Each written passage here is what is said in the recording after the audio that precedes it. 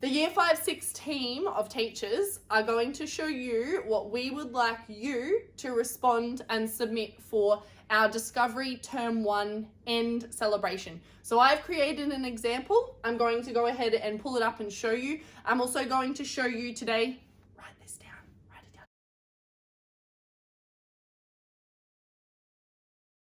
I'm going to show you two things. Number one, where to find the file to submit. And number two, I'm going to show you how we would like it presented. So it's going to be a little bit different to what you guys are normally used to. We give you access and permission to kind of have a little bit of free range, but because the circumstances are different and because things have changed slightly, we are going to show you exactly what we would like done for our end of term celebration for this discovery topic.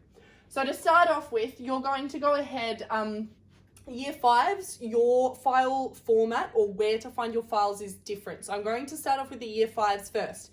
Year 6s, this is different for you. So Year 5 first. Year 5, I would like you to jump into your folder and then into Files up the top here. And then you will see a new folder called Discovery. You're going to go ahead and click into Discovery. There will be two files. There will be a Year 5R final and a 5M final. Depending on which class you are in, you're going to select one of those. So I'm going to pretend that I'm in 5R, going to select in there, and I'm going to create a new PowerPoint. So PowerPoint is the form that we would like you to submit this presentation in. And you would just name it your name. My name is Ali Kettle. I would just name it Ali. And you drop your file format in there. And we can actually see who that file is created by. Year 6, you already know how to do this. So I'm going to go out into the Year 6 team. Again, I'm going to go into Files. Going to go into 2020. Term 1, because it's still a Term 1 celebration. Going to be patient and let it load, because that is the key. And then I'm going to go into Discovery.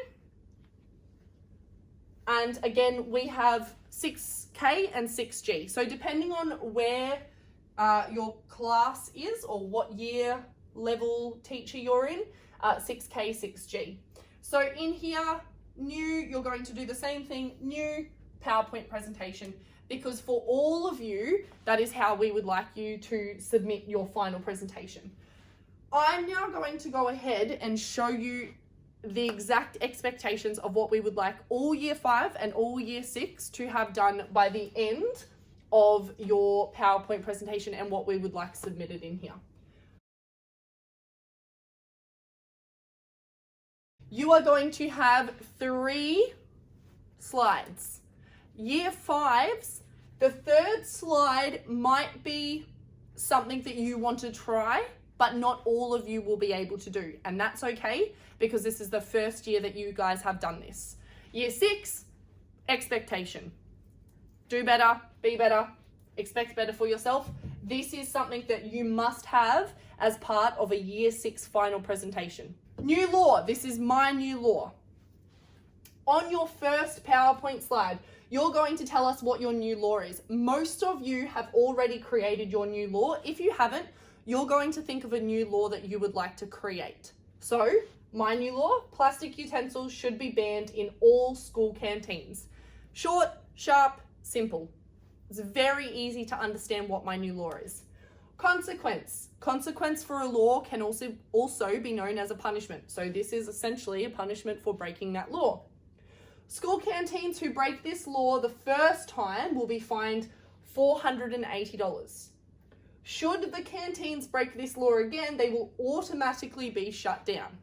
I now know what the law is and what the consequence is. This is very clear, and your PowerPoint should be just as clear. Does not matter what your law is around or surrounding the topic of it, but it needs to be short, sharp, simple. I do not want 6 paragraphs of what your law is. I am using my persuasive devices. I am using emotive language. I am using rhetorical questions. I am using emotive language, rhetorical questions. I can't even think what they are. Emotive language, rhetorical questions. Personal pronouns. Personal pronouns. Personal pronouns. Mm-hmm. There's two others. Exaggeration. Exaggeration. And facts. This is why you need a team teacher, people. This is why. So, you're going to use your 5 persuasive devices, which I'm gonna leave that in there because that does not need to be edited out. I'm going to use those. In here, you can already see I've used 2. So I've used my personal pronouns and I've used strongly believe, which is your emotive language. And then what I've done is I've actually put in a second paragraph. By the time I finish writing this, it will be a paragraph about why I think Australian citizens should follow this law. So I believe it should be a new law because, or I strongly believe it should be a new law because, and then why they should follow this law. And I've actually put in a time frame there. Citizens in Australia should follow this law from July 2020 because blah. On the third PowerPoint, Year 6s, pay attention because this is an expectation for you. Year 5, you might choose to do this for yourself, to push yourself a little bit. So, third paragraph, this is my evidence.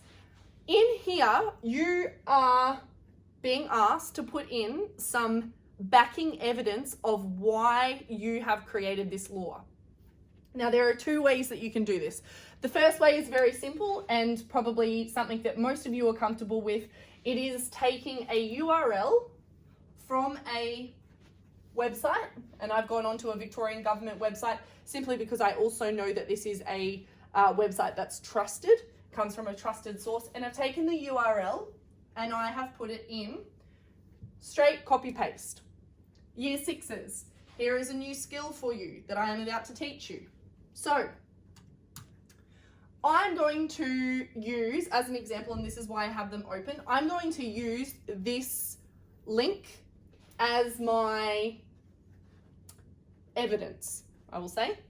So I'm going to actually take this URL, I'm going to copy, and I'm going to use it in here. Now, what I'm going to do is, because it's from the Victorian government, I'm going to put Vic government. I'm first going to write what I want to call this link.